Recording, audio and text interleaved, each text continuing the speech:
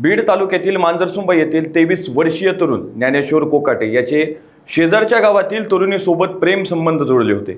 याची माहिती मुलीच्या घरच्यांना समजल्यानंतर तरुणाला गावात बोलवून घेत दुचाकी आणि मोबाईल काढून घेतला आणि 4 जणांनी मिळून तरुणाला बेदम मारहाण केली।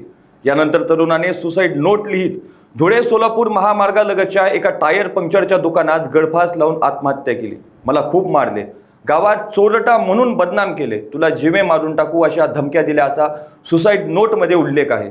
या प्रकरणी 4 आरोपींच्या विरोधात निकनूर पोलीस ठाण्यात गुन्हा दाखल करण्यात आला आहे। मुलीनेच बोलून घेतलं होतं। 10 वाजता माझा मुलगा बाहेर पडला आणि सगळ्यांनी चौकून बोलून घेतल्यावर मग गेला माझा। गेल्यावर चुलत्याने बघितलं, सगळ्यांनी येडा टाकला त्याला। सगळ्यांनी येडा टाकल्यामुळे घरात हाणलं, पाय बांधू हाणलं तिकडं, झाडाला बांधलं, येडे काढले,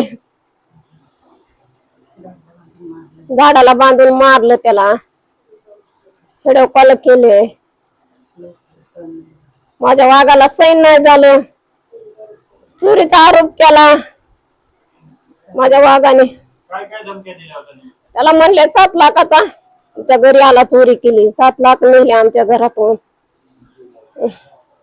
तुझ्या बापाला मी मारू, तुझ्या आईला मारू, तुला मारू।